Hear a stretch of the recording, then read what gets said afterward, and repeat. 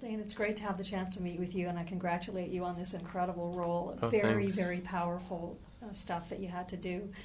And as tough as it is for us to watch as an audience and powerful and emotional, I wondered how emotional it was for you to do some of these scenes. Yeah, I mean, incredibly emotional. You really have to dig deep, but that is what I like to do. So I do have fun doing it, you know. I mean, it's what I've always liked to do. So, I mean, we dig deep, and, you know, what you see on the screen is pretty real, but it was fun. What would you say was the toughest thing for you to do in this film? I don't know, I mean, you know, the way Derek works is such an interesting and creative way, and you kind of show up to set knowing what the scene ultimately needs to achieve in the movie, but not necessarily knowing what you're going to be saying or doing to achieve that, you know? So every day presents a whole new set of challenges. But it's also really interesting in that way because given the day, you don't have to necessarily come in like knowing your lines and being prepared to try to achieve like this scene that's definitely in the script. You can kind of go from where you're at that day and feel it out and let something be created rather than try to impose, you know, having to like fake it if you don't have it that day. You know what I mean? So is there some degree of ad-libbing sometimes? Or? Incredibly, yeah, absolutely. Like a lot of ad-libbing. I mean, Derek, we took 3 pages of dialogue and turned them into silence. You know, we took a scene that was, you know, some scenes we stuck to the script, but some scenes we completely went off script. And there's scenes in the movie that weren't even in the script. You know, just like it happens organically on the day, and he captures it, you know? Is it true he saw 500 people for your role? That's what he says, you know? I don't know. I only knew my own personal experience of it, but which was interesting because when I first read the script, the part that was presented to me was AJ. And my part, Jason, in the script is written as a half Hispanic, really buff guy. But he was the one whose soul I kind of connected to, you know? So I said, like, I want to kind of make a tape for this guy.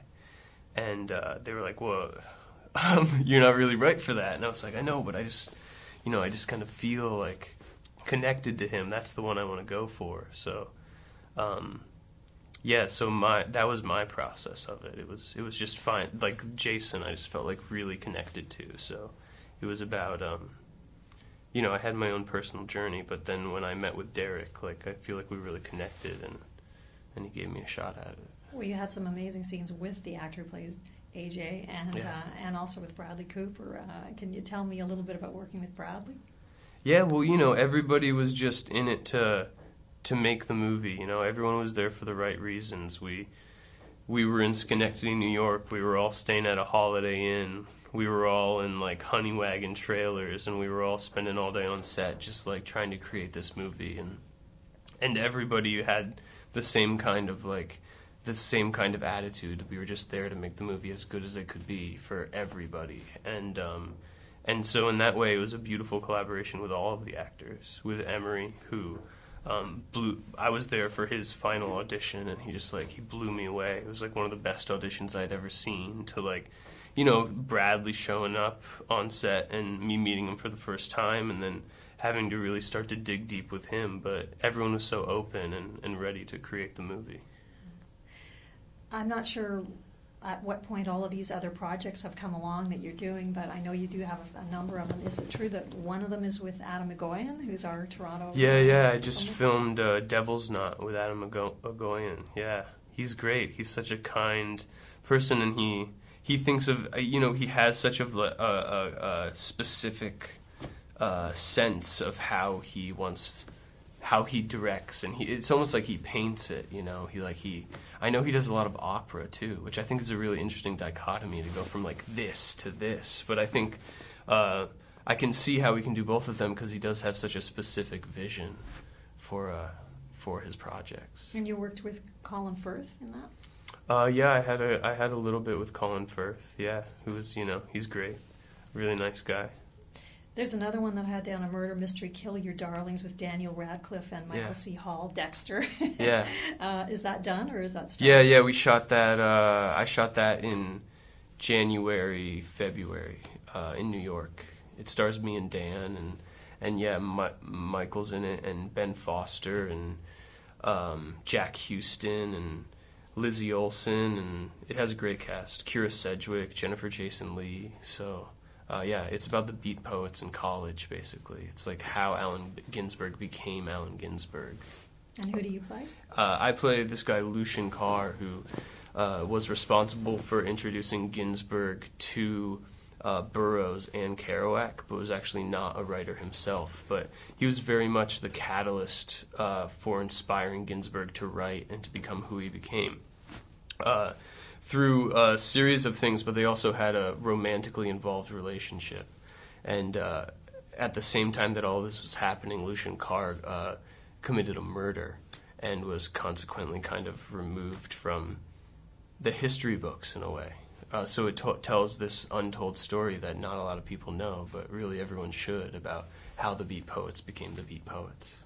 Sounds very interesting. Yeah. So those two are done, but is there another one that's in the works that you're about to start on? Yeah, those two are done, and then right now I'm making this 3D movie with Metallica.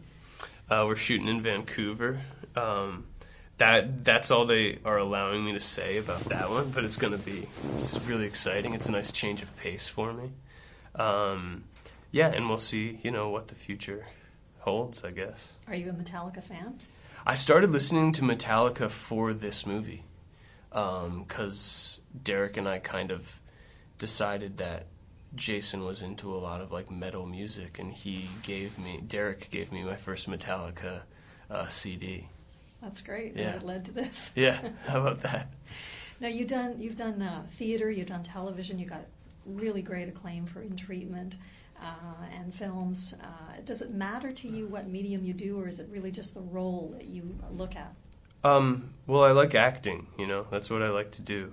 And I grew up doing theater, and TV In Treatment was amazing. I think In Treatment is I'm not sure that there are many opportunities like that in all of the entertainment industry where they really present a young actor with such challenging material and treat them like an actor, and honor them with that material. For me, it's about the role, it's about the material, it's about challenging myself and keeping it different, changing it up, so really I just like acting, and I like acting in all of those different ways, I guess. So many different actors and directors that you've worked with. Is there anybody in particular who really influenced you and kind of made you learn a lot more and want to continue in the acting business? Well, I mean, I'm a firm believer that you can learn something from everybody. I think you would be kind of a fool to think that you don't. All the directors I've worked with have been so different, and I've enjoyed kind of collaborating with them all in different ways. Probably the most unique is Derek. Derek worked in a way that I had never worked before. I had never done that amount of improv, I never had that much freedom in a way.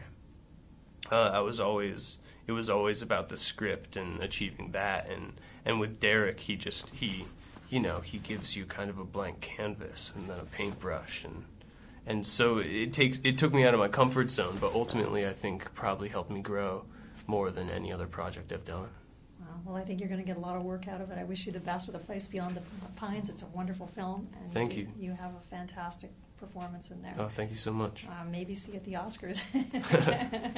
Now we have a little gift we wanted to give to you. Oh, wow. It's a little suitcase to take home. And maybe thanks. Take home some Canadian goods. Nice. And there's some treats and things inside. Oh, great. Thank you so much. Thank you for joining us. Yeah.